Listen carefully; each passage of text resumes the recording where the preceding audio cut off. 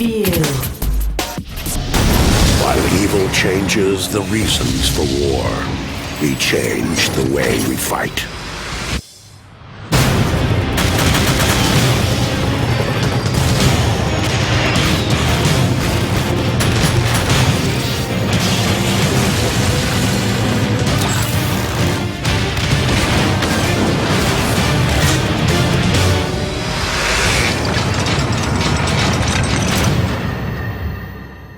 Another Transformers movie means another Transformers game.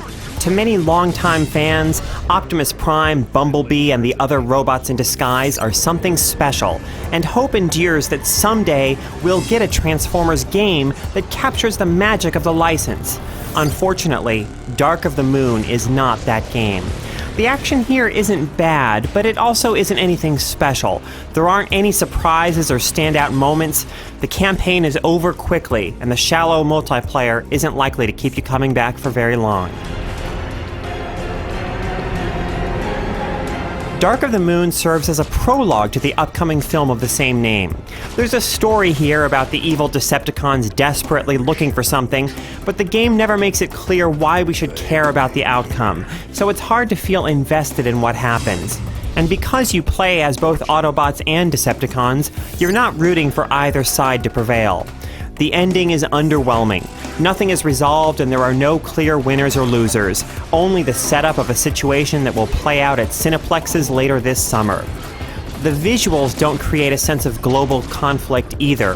The South American villages, Mayan temples, and other locations don't have much detail, making them feel more like playsets for toy robots than actual locations around the world.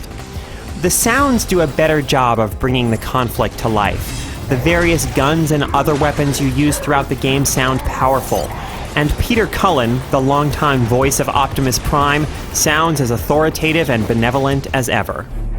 Ratchet? Yes, Optimus. I need you to provide assistance with the evacuation efforts. Ironhide? Here, Prime. Locate and neutralize the Decepticon threat. On it. The humans didn't ask for this war. We must protect them at all costs. The campaign is spread across 7 chapters, each one focusing on a different Transformer.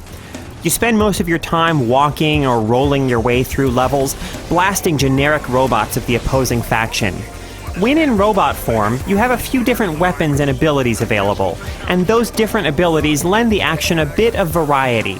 Mirage, for instance, has a cloaking ability and a sniper rifle, and Megatron can drain health from nearby Autobots. In Dark of the Moon, each Transformer also has what's called a Stealth Force form, which resembles their vehicle forms but allows them to move in all directions. This mobility makes them fun to control, but their limited firepower means you'll probably spend more time in robot form. Finally, each Transformer also has his vehicle form. These are useful during specific sections of levels when you need to cover a lot of ground quickly. The controls for vehicle forms are awkward. Cars and trucks seem to pivot from a central point as if their wheels aren't actually touching the ground. But this awkwardness doesn't really matter, since there's no need to be precise during the driving sections. You can usually just drive ahead clumsily at full speed, bouncing off of the sides of the road, and still not have any trouble reaching your destination.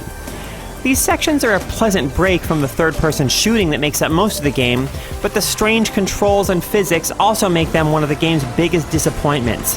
When Bumblebee transforms into vehicle form and speeds down the road, it feels like you're controlling a lightweight toy rather than putting the pedal to the metal in a Camaro. The flying sections are similarly disappointing. You pilot Starscream in jet form, but he flies through the air much too slowly to make this exciting. In addition to the campaign, Dark of the Moon also has a multiplayer mode. The Transformers are broken up into 4 classes: the Speedy Scouts, Airborne Hunters, Well-Rounded Commanders, and Hard-Hitting Warriors. As in so many multiplayer games these days, you earn experience and level up, unlocking new perks and abilities.